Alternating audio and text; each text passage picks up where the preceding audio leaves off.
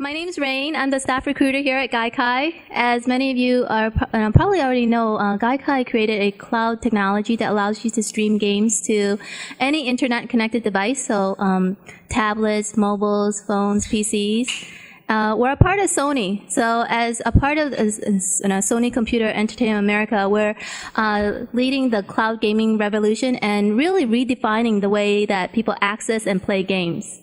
And Gaikai is very, very supportive of the development community.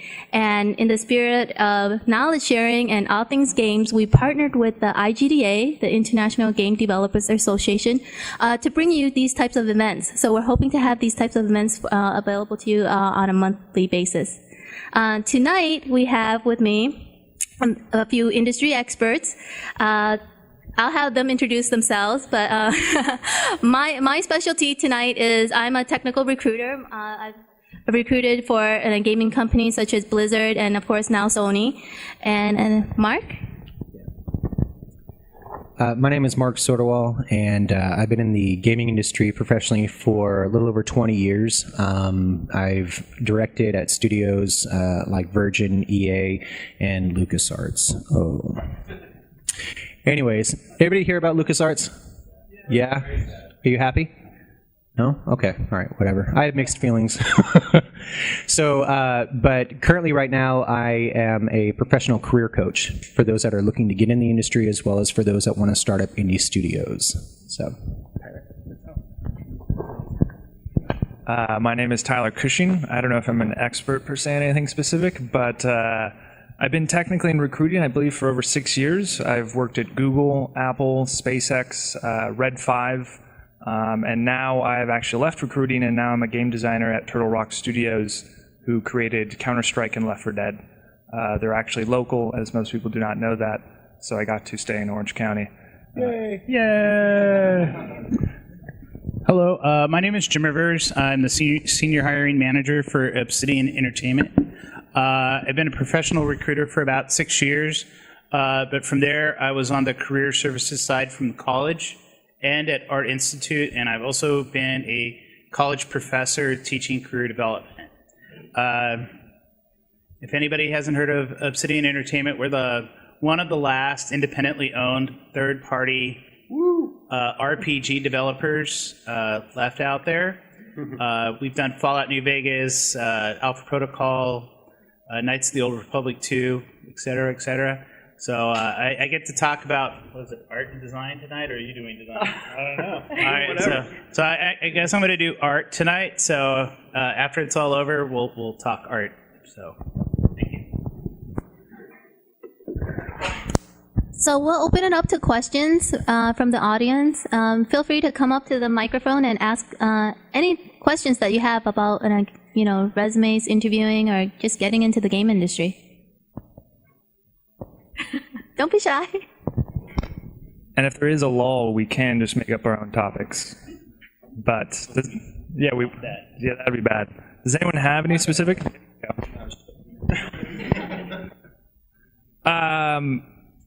Well, let's just do basics. So we are all seen tens of thousands of resumes in our career. Automatically need. Jim. What, need on a resume? On a resume. Everything should read off the left-hand side. All your positions that you've ever done should be the only thing in bold besides education and work history and stuff like that. When a recruiter looks at a resume, it's not that we're lazy. It's just we're always taxed for time, and so the best way for you to get acknowledged is make it easier for yourself. Technically, spoon feed. Like I'll quote Mark for the night: spoon feed a recruiter your resume. That's so much easier than having to look all over and discover what you want to do or what you've done.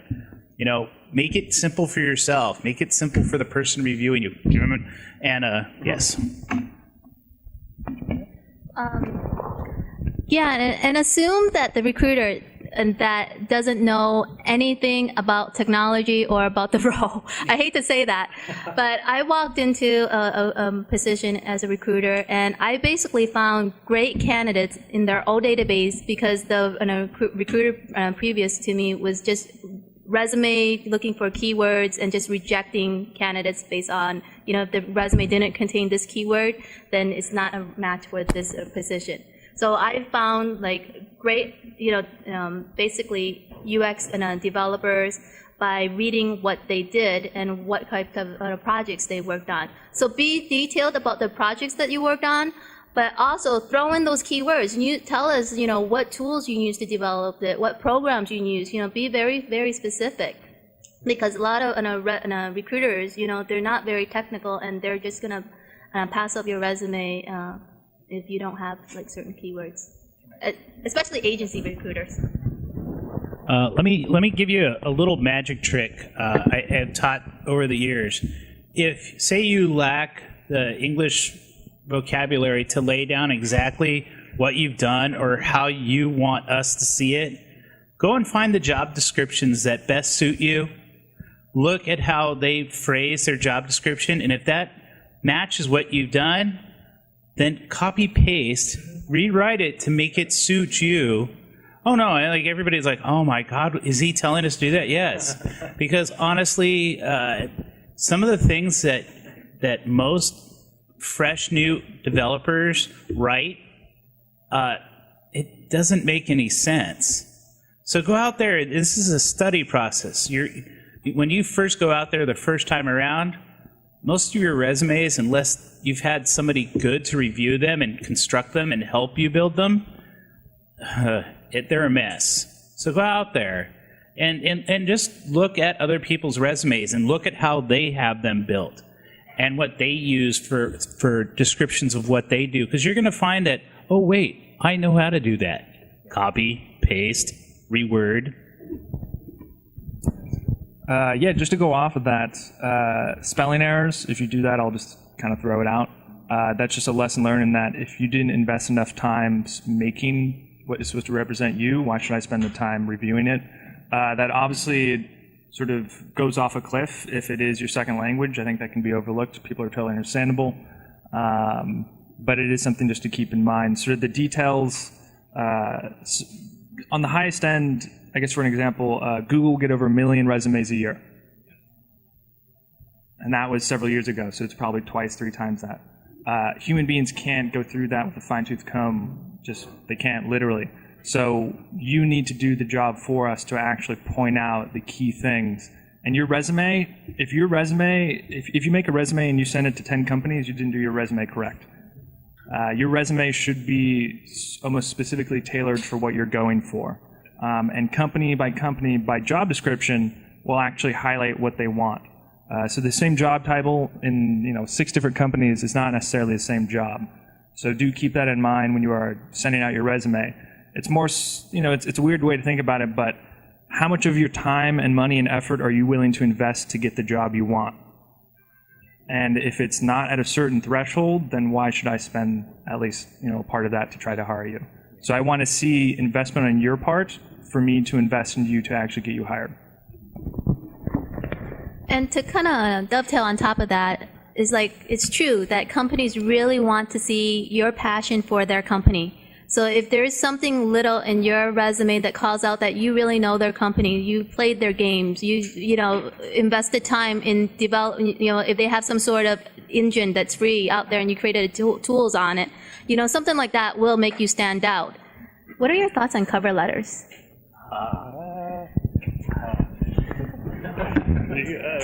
Okay. I see. All right. I call space on resumes and cover letters real estate. Okay? You're fresh out of college. You should not have anything past 1 page ever until you get a couple of titles or maybe a couple of studios under your belt. Okay? Now, cover letters are funny. I've had a paragraph. I've had 15 pages. And the guy that sent me the 15-page one was probably one of the worst candidates I'd ever seen. And then when I talked to him, I completely understood why his cover letter was so long, because everything he said with passion and vigor, but he had to tell you it before you got a word in edgewise. And yes, you can talk your way out of a job. Cover letter should be 3 paragraphs. Introduction, you telling me who you are, what you're about. The second paragraph should be what I like to tend to, in my head, I like to call the ask kissy part, where you're telling me how much you like us, what you like about us, and how your skills and passion would fit well into our studio. And then the third paragraph should be thanking us for our time. And that should be a huge part of it, because remember, we're reading 200 or 300 resumes a week, give or take, and mind you, quickly. Anytime you thank us, it stands out. And there are other people that tell you, you will give me an interview, and you're like, no, I really won't. But be humble, but be charismatic. It's very weird about how you go about telling us how cool you are and what a badass you are, but doing it without looking arrogant. Does that make sense? So. Yes. And every recruiter has a different way of looking at everything. There you go. I was actually going to say that, but horribly. Is that, one thing to note is that each company and also the recruiters that represent them all will think quite differently. If they didn't, then it'd be very easy to hire people. We would all have the same level. We'd all know exactly what we want, and it'd be very simple. Everybody would have the same job descriptions and job titles. Exactly. So with that said, I don't read cover letters. And the way I think about it is that your work history and what you are conveying to me on that piece of paper or multiple pieces of paper should be enough for me to pick up the phone and speak to you. So if you do a cover letter at all, the way I described it to someone last week was a resume to me is more so your past, sometimes also your present. But to me, I like to see cover letters that tell me about your future. And I say this because that's how I just got my job in a separate field that I, for all intents and purposes, maybe should not have gotten. And I was told later on it was because of my cover letter. My cover letter was not 3 paragraphs. It was very odd. But what I used it for was that I knew my resume was not going to meet the job description requirements. So I knew I had to use the cover letter, the very first thing someone saw, to actually try to prove that in a new and different fashion. So I posed questions, I gave ideas, I was trying to guesstimate where the company I now currently work for and possibly the game they may or may not be working on was going to be going. And because of that, it got me a phone call, which is all you hopefully need to keep moving forward. All the resume and all a cover letter is supposed to do is to get a recruiter to either email you or to call you saying, hey, we should speak. And then from then on, we can't say anything too much that will really help you to the end. It's really going to be on your shoulders. Your communication, your charisma, what you're trying to convey, what you can actually offer. So yes, depending on the company, I think a cover letter could matter. So yeah. Yeah, I have I mixed feelings about cover letters. Here at Gaikai, I don't even read cover letters at all, to tell you the truth. Only rarely do if I look at a resume and I'm on the fence about it, of whether to forward it to the hiring manager or not, then I'll read the cover letter just to see if the experience and what they're talking about in the cover letter is relevant to the role what they're going to be doing here. If it is relevant, then I give them that chance. But at a previous company that I worked for prior to this, the cover letter was everything. The hiring managers would read the cover letters before reading the resumes. And I had hiring managers basically won't even look at the resume unless they played the game. And I know a couple companies that do that too.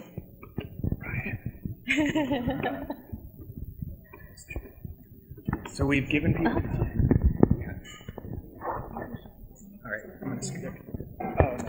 All right, I haven't said much, but everybody here has made really good points, and I do want to touch on a few of them concerning resumes. Definitely should be tailored to the companies. If you guys walk out of here with any one word, it would be research. Do research on websites of the company. Yes, absolutely. Enough said. Just leave. Everyone go. See, I don't say a lot, but when I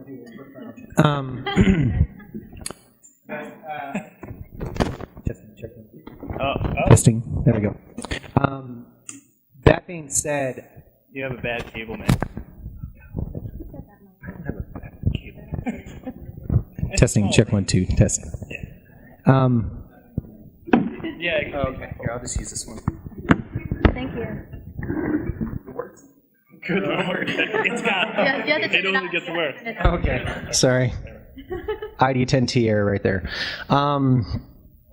The worst thing that you could do is get a call back from a studio because you've spammed out hundreds of resumes just with anybody that's got a job description open, and I know it's tempting to do because I've done it too. Yeah. I'm sorry. We're both excited for what you're saying. Because the worst thing that could happen is that studio could come back and say, hey, we saw your qualifications, it's really great. Something as simple as, well, what about our studio interests you? We're obviously interested in you, so reciprocate. What's interesting about us to you? And you're like, you're quickly doing Google search, while you're on the phone, just trying to buy time. Play their games. Go on LinkedIn. See who the staff is. See their backgrounds. Understand their culture, their pedigree. Look at Metacritic scores. I mean, it's work. It really is, but you guys have to think about it in the sense of this is a job. Somebody's going to make an investment in you and pay you money. Yes, you're going to be giving them something in return and helping them make the money, but they're going to turn around and give that to you. So it's a very relational thing. So it's important for you to do your due diligence and do your research and tailor this stuff. And Jim and I will talk a lot about that with the portfolios as well when you come and we'll review them for you. So we as recruiters have stories for everything. Okay. Let's hear you. So this guy, he applied to every single job on our job board. Wow. But on top of that, he applied to all my friends' jobs and all their jobs boards. And he sent me an email that had 5 recruiters that I knew on the same email. We were all CC'd on the same email. And he didn't be CC. This was all just everybody was on there. And so I called all of them. And we had a little phone chat at the same time. We're like, who needs to hire anybody else? Albert can do everything, And so we all sent Albert an email, the exact same email with just different letterhead. And we're like, well, thank you very much for applying to the job, but I think Blizzard wants you. And then I think 38 Studios wants you. And we just went round and round. The guys all, I think I really made a mistake. We're like, you think? So, yeah, please don't do that because all recruiters know each other, and we love poking fun at candidates, especially when they screw up really big. Yeah, so you really don't want to apply to that lead senior role or that lead developer role if you're just coming out of school.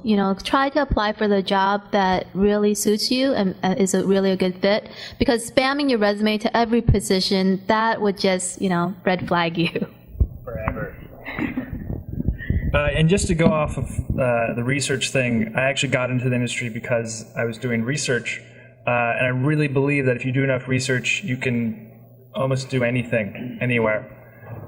If you did enough research, you could speak French because you'd be doing enough research to learn French. If you did enough research, you could learn how to program in Ruby because you'd be doing enough research to do so.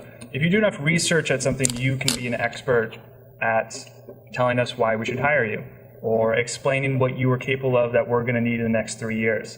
So if people are looking locally, can you name 12 video game companies in a 35-mile radius of this building right now? This guy can. I had to start learning that because I was looking for a job in this industry as I wanted to go from high tech to video games, but that is literally one Google Map search or LinkedIn search away, and you can find out all of them, and you can find out all 375 jobs currently open at all 12 companies, if you want. So it really takes your effort and your part to find out what is available, start understanding sort of what's going on, and over time, another weird thing, and it's a totally different topic, but I always tell people you should always be looking for a job, even if you love your job. Yeah, actually, I agree with that. And what I mean by that is that you should always have a sense as to what is going on in either your current position or a position you want to be in or an industry you want to be in, so you can understand what you need to do before you're forced to do it, whether it be layoffs or companies disappear or something happens in your family, you need to move. But it's always good to know, to have a sense as to, if something hit the fan, so to speak, I'm ready to make that change, or I'm ready to adapt to the situation. So that's a different topic, but something to think over. And also for your future, watch hops. I have guys that have hopped their way up to senior in under 3 years, which is not right. If you were with the project and you left the project, that makes you look bad. If I look at your resume and you've had a different studio, 5 different studios in 5 years, that makes you look bad. Okay? Game developers, first and foremost, love to watch people finish a project. Believe me, towards the end of a project, you're pulling your hair out, even if you do or don't have hair. Okay? And believe me, it can be miserable and it's very daunting. Or it could be wonderful and everybody's like loving it all the way to the end. But believe it or not, like everybody believes that making games is fun. It is. But it's probably also one of the hardest jobs you will ever have. So man up or girl up and stick with a project to the very end, because now you have one under your belt. Okay? They can never take that away from you. You will be on IMDb with your name credit on a game, regardless if you love that game or not. All right? So stick with the game. If you're on a title, stick with it to the end, and then jump, or prepare to jump after that. So going off a different topic a little bit here is, Tyler's made a good point that you guys should always be looking for a job and making yourself marketable. And so in order to make yourself marketable is really putting yourself out there and making sure that, recruiters like us can find you. And the number one tool that we use to find candidates is LinkedIn. How many people have a LinkedIn profile? Awesome. So make sure that you keep it updated, all the projects, and make it almost as if it is your resume. Keep it updated with the tools that you're using, the projects you're using, links to your portfolio, links to your GitHub. We engineers will look at your GitHub and look at your coding style. We recently, actually 2 weeks ago, just hired a kid straight out of school. This was for a senior role. His, it wasn't even open for juniors. We looked at his code. His code was better than some of the seniors that were applying for the position. So we gave him the job and, gave it a mid-level role. But Explain GitHub. GitHub is a repository where basically you can put all your coding and all your software that, is accessible online. And just to add to that, GitHub, is anyone in sort of programming engineering or interested in that field? Okay. GitHub, it is an open source repository both for users as well as companies, nonprofits, all these things. UC Irvine has a repository, Blizzard has a repository, Riot Games has a repository, and all those are for sharing the open source code so that other people can make UI add-ons, in-game add-ons, all these things that creates, better products. And actually there are many Silicon Valley studios, companies, that actually don't take resumes anymore for programming. They just say, show us your GitHub page. So it's just something to think about as we all get older and things change on the internet. Who's got questions? Great. Is there an ideal length for a resume? 10 pages. No. Greg, usually, depending on your years of experience or not years of experience, one is generally fine and acceptable. It's just when you go over that hump, so to say, when you have a couple of years in, you have a couple studios behind you, or a bunch of games behind you, that's when it's more acceptable to have a 2-page resume. Oh, go ahead. Yeah, please. All right. Like with most things in life, it's about quality, not quantity. Yes. Okay. It's the microphone, I'm telling you. So just to, again, elaborate on, watch the studio jumping, it's not necessarily how many studios you have on a resume, it's the time invested in what you released and what you did there. So, just with like a portfolio for an artist, you're only as good as your worst portfolio piece. So sometimes less is more. And if somebody has more questions for you or anything like that, at least have something queued on the back end to be able to give them. Anybody else?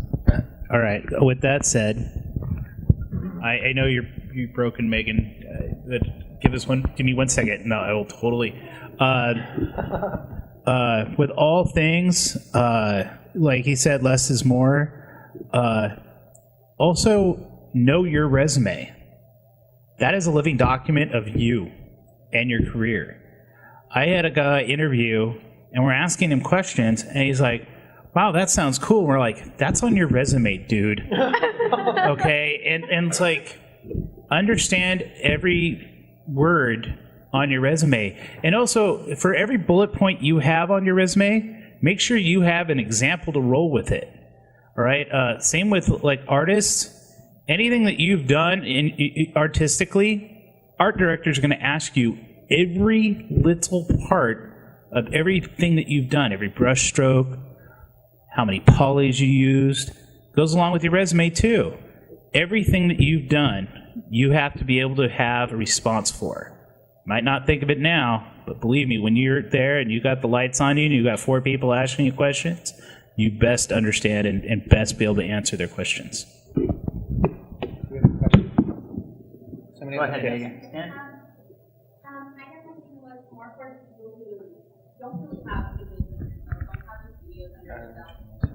How would you say everything that they've ever done has nothing related to the but they want to bring any of or Okay, go for it. She asked for people that don't have games under their belt, how do you put the information out there? I can think of 2 ways. I'm going to agree with Tyler, your cover letter. That's one way. Or study up on what's called a functional resume, where you downplay your work experience. So say you don't have any game experience. You worked at a mortgage firm or you flip burgers at McDeath. Okay, so you put that as like work experience at the bottom of your resume, and you have 15 bullet points telling us what you've done, how you did it. This is another one. Give this one some thought. We're hiring you. You're, like Mark said, you're an investment to us. We want you to bring new stuff to us. And you're thinking to yourself, I'm like, I'm a junior, But like Renee said, she had a junior that was doing senior level work. Okay, you all are capable of bringing something new to a studio, and that's what, we're not only hiring you for what you can do, but what you bring to us. So, give us 15 bullet points on what you can bring to us and what you've done and how you see moving that forward. That's really good. Please edit. Really? I can see it in your face. Go ahead. We have another question. Go for it. I don't have any job experience, but I want to get into something like growth or possible in a company. But the only thing you need to done is like I studied it, that's in your something like that. But I still think what I studied and what I've done in school and with like great implementation. How would I make some resume for that company? Yeah, you definitely want to show your passion for the company so that you play the game and you know the game. And if it's for a sales role, find out if they're willing to take somebody, at a junior role. If this is, or an intern, if there's any type of internship positions, that's the best way to get into a company. I hate to say it, but the best way to get into a company other than the internship roles are the QA roles. at Blizzard, because I recently recruited at Blizzard. Not a lot, but that's how a lot of people got their foot in the door, and then they were able to move into the design roles and other roles from there, or engineering roles. Because once you get your foot in the door, it's a little bit easier, because you're still competing with external candidates, but at least you have the insight on what technologies they're really looking for. But don't get discouraged if you're trying to go for that cool, sexy gameplay programmer role, but you don't get it right off the bat. So try and maneuver your way into the company in other roles that may be easier, and then take advantage. A lot of these game companies and companies have events all the time where their recruiters, their engineers are out in the public. So make sure that you're attending those networking events. That's What? I missed that thing. I got it. Here's another thing. If you don't have any actual studio experience, we like to see your individual projects that you've done with your buds. Okay, what we call garage projects. We love looking at garage projects. I have designers at work that love playing that stuff. They'll look at a game, they're like, wow, you can totally tell it's a programmer who did the artwork on this, but man, it's a fun game, So always give us the access to playing your games, because you might not have actual studio time, but building games, you're showing up to us that you understand what it means to spend 8 hours a day after you just spent 8 hours of school or work making something, showing us your passion. So yes, Greg. What if you've got studio experience and stuff you've done your own time that's given more time? Well, then you've got to get it out there and get it known, So he was saying, how do you have studio work, but but your personal stuff is more impressive. Just get it out there, How many people have ever heard of what's it called, the Behemoth? Oh yeah. Okay. Do you know how they got their first game down? I love reading their business model. Their business model is fantastic. They took their uncles, aunts, brothers, cousins. They went to and they paid for a table at every county fair and every college fair, and made them sit out there with a crappy 27-inch TV and a game controller and made everybody play their game. That's how they paid for Castle Crashers. Well, that and 3 mortgages each on their homes. But There's a little bit more to it. That's good. we have a couple questions in the back. Oh, lots of questions. No, go ahead.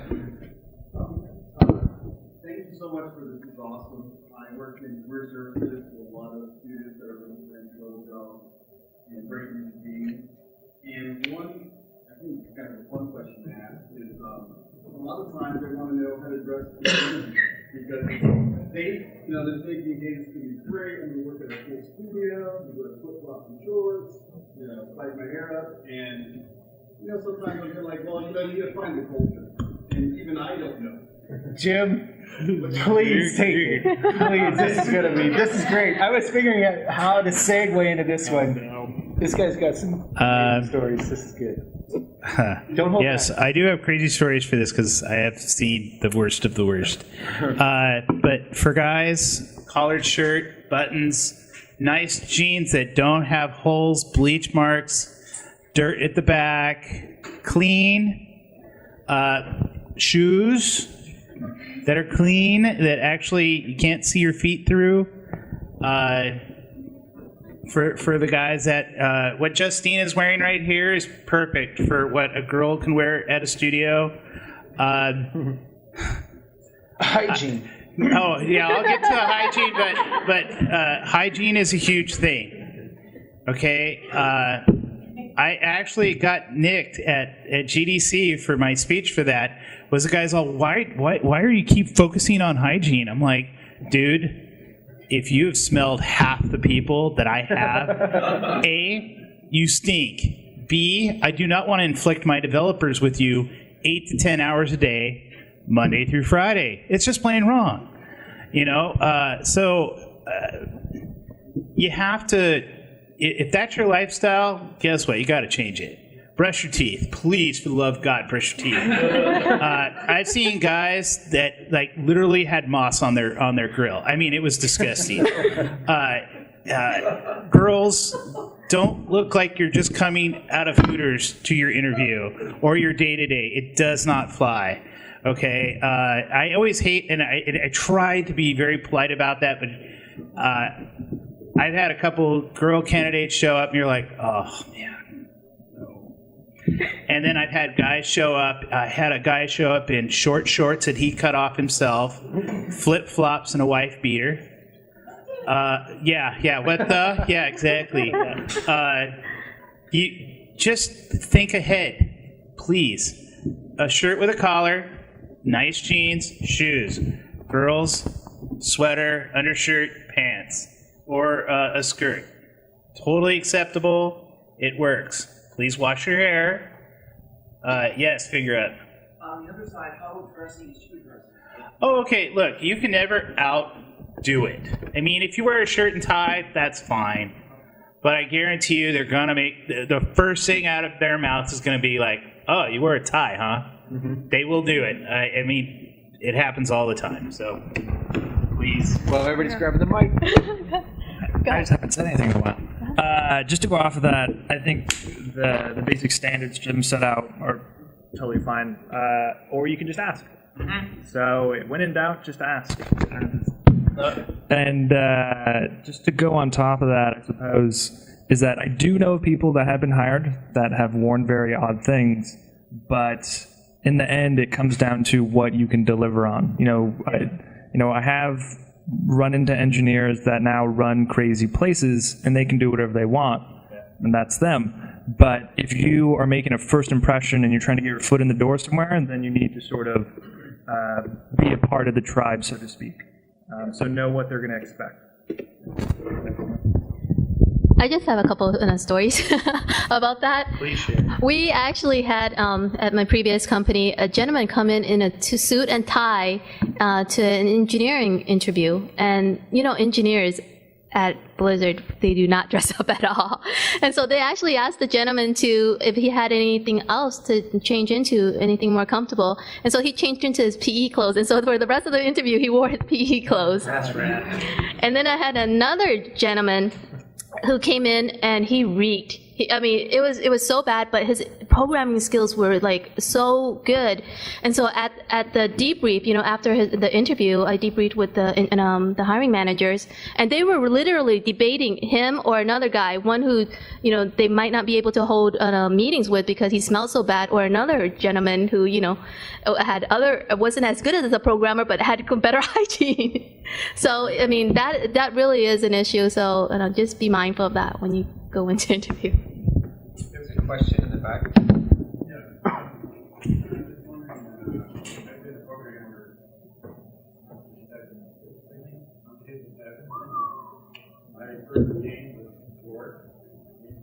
Yes.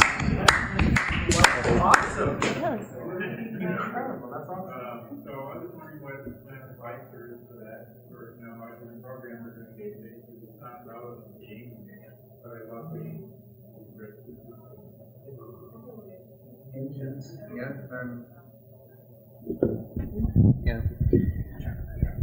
Yeah, thanks.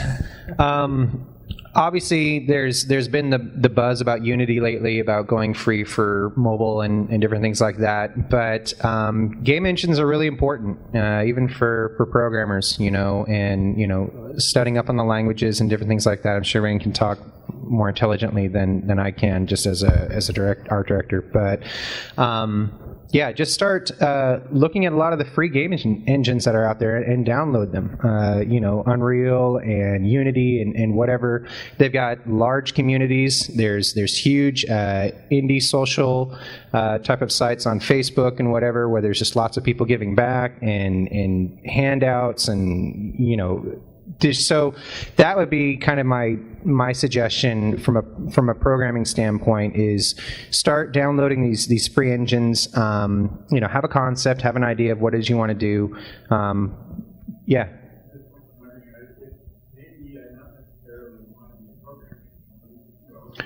Oh, what do you want to be? Well, right now I got a class in voice acting. Oh, okay. I thought you were going to say like a unicorn or something like that.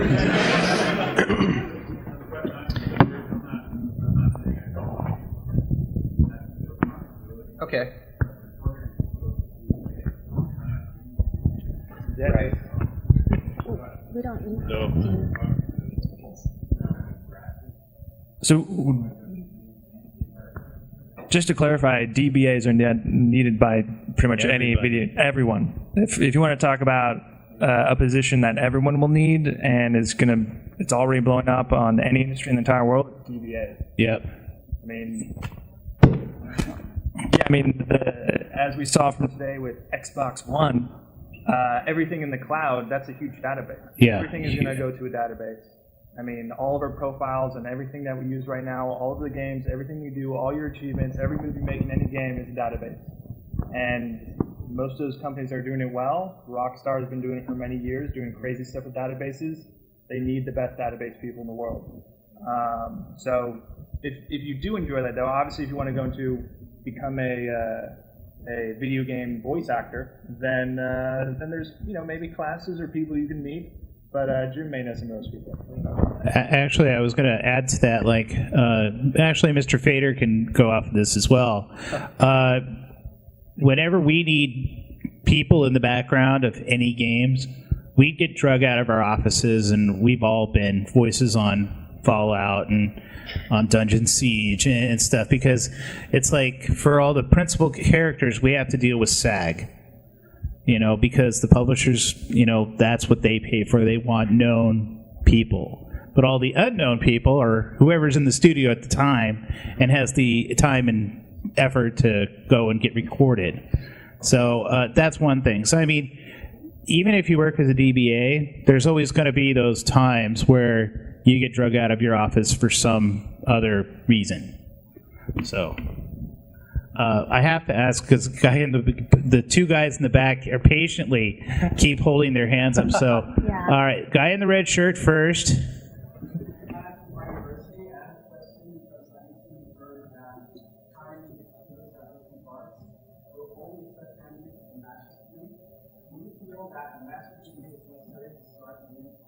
No. It helps. What was the first part? All right. He asked if it's completely necessary to have a master's degree to get your foot in the door. No. But like I said, it helps, but it's not necessary.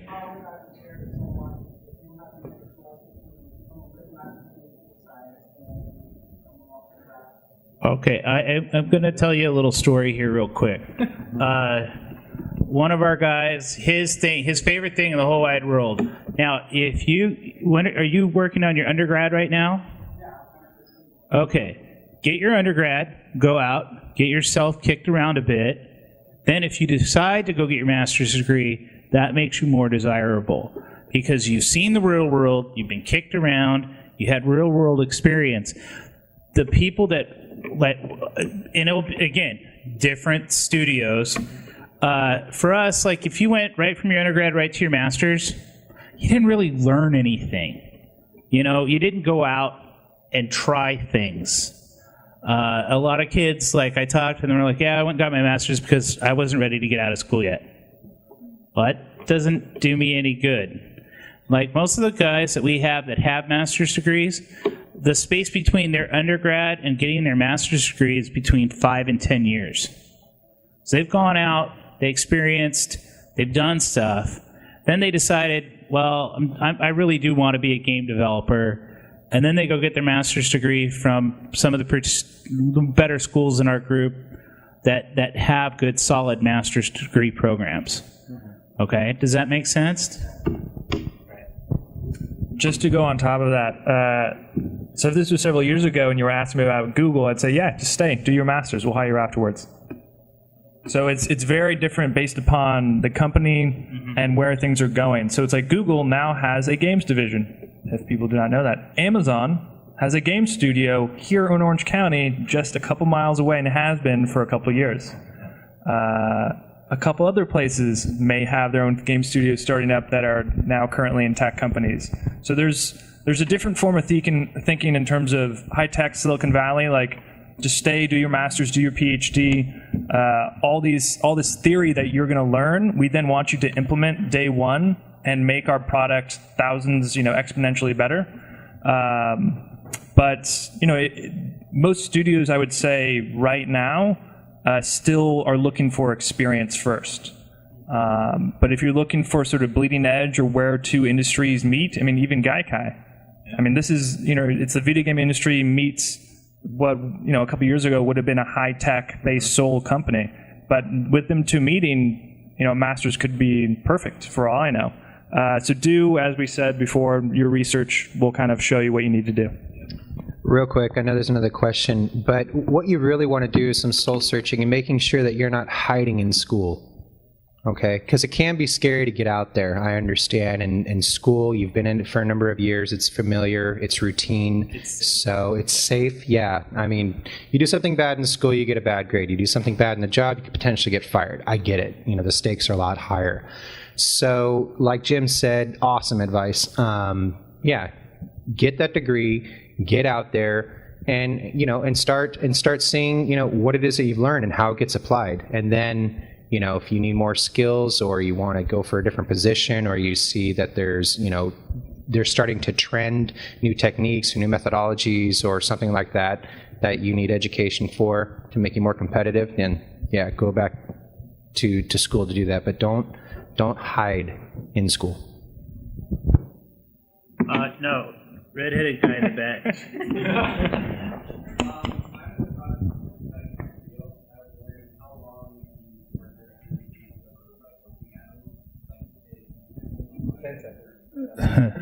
It depends what kind of reel. What do you want to be? Yeah, all right. You and I need to have a chat after this is over, and I'll get you set straight. But as far as like reels go, nothing more than 2 minutes, 30 seconds.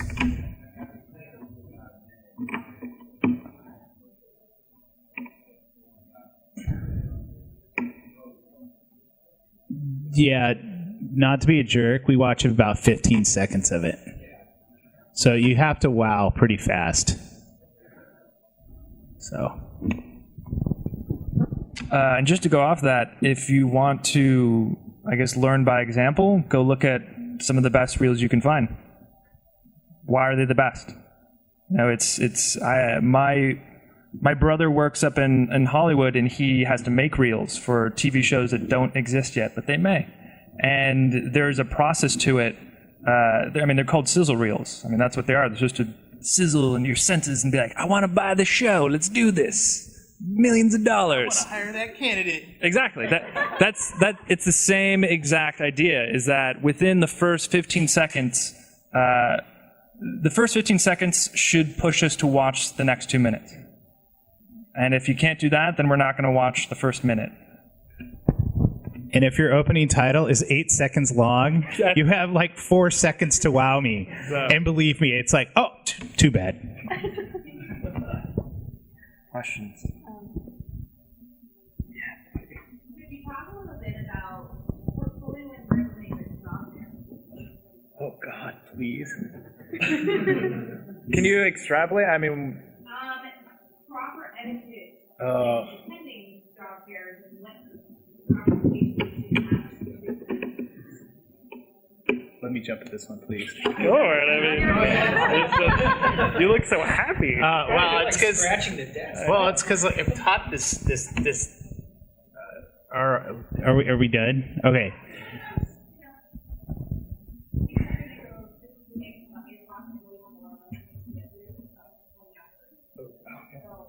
Okay. Three more hands that went up, and then we'll break up. Okay. One-on-one. Oh, we can do it all. Believe me. All right. All right. When you're at a job fair, it's what we call the sea of desperation. For a recruiter, you never look up. The only time you get to look up is when somebody new comes up, and you guys are becoming a bipedal blur at this time. All right? So to properly, at a job fair, look nice, be able to answer questions, because you only have 25 seconds, 30 seconds most. Drop your resume. If you're an artist, designer, programmer, make sure your website's on the thing, on your resume.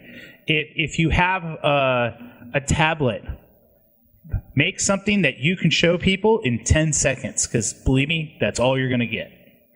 And be able to, tell people about what you're doing, and that's all you get. Okay? Don't throw things at us.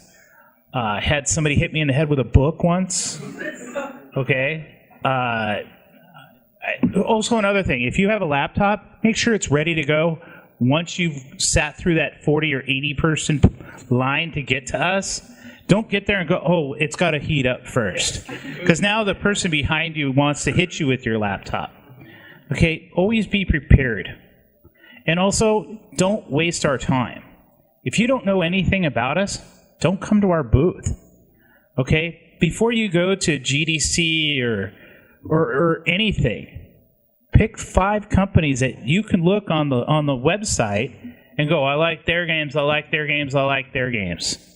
That should be your focus. It should not be everybody in the entire convention. Then you're wasting my time, you're wasting their time. Because honestly, I've had so many people go, so what does Obsidian do? Obsidian does get the hell out of here, it's like by day 3, the last thing you want to do is see somebody that walks up to you and go, so, and they're like smelling like beer, looking like crap, and you're like, the last thing you want to do is like answer questions. You're like, yeah, dude, just go over there, walk down the stairs, just go away. Because honestly, there's nothing you could do for them, because they're not going to be the candidate you want for your studio. All right? When I see people, I want to see that they understand the studio, like Tyler was talking about, research. Research the hell out of every person that's there. All right? Because if you're not, then you're wasting our time. We gotta keep going. All right, sorry. So there was a couple more questions. Go ahead. Kind of rewind back to the question you asked about entry-level positions. Is there anything that you can do as we're looking at entry-level positions to kind of help our resume stand out? And is it appropriate in cover level letter talk about career goals, such as if we want to be a designer, it's appropriate to talk about that if we're applying for experience? Actually, it's really not. I know a lot of people would. Because when you're applying for a certain position, the company's seeing you as an investment. They're going to have to train you for that role. So if you're applying for a QA, but your really long-term goal is design, you don't want to put that right out there initially and tell them about that, because they're going to see you as a cost. Like, they're going to have to invest time and money into training you, and then you're just going to jump ship and maybe take another offer from another company who's going to give you that design role. That's so harsh. It's harsh, but it's true. Well, so when I joined the industry, if I told people I was joining the recruitment team because I wanted to join the industry to go into game design, then they wouldn't have hired me. And now I work in game design. So it's one of those things where Jason or Jim may know the better quote, but it's something about like keep your dreams secret, something crush, I don't know. Yeah. I like that one better.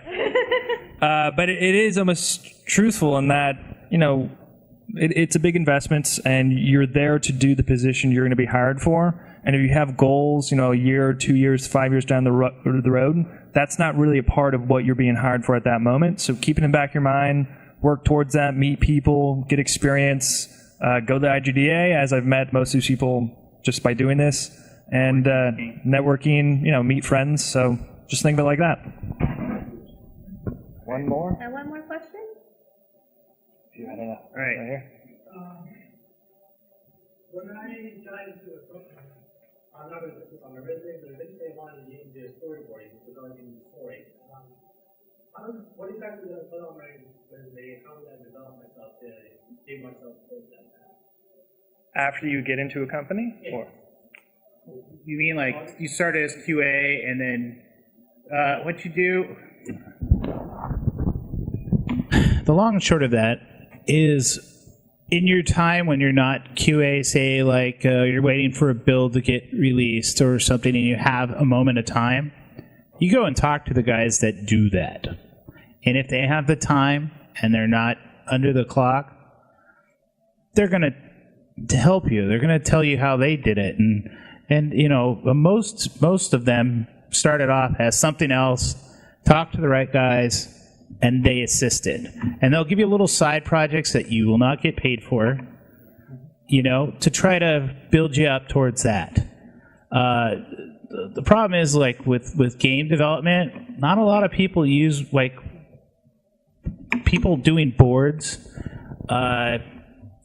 It's more towards, like, that's more of a film thing. But if you're a big enough studio and you have the money to have somebody that all they do is boards, so that comes down to research. You have to research what studios have those.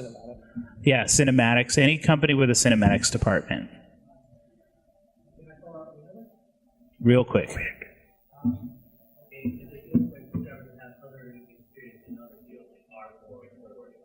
Oh, hey, if a programmer can speak to an artist and understand artists, then he's a golden beacon of hope.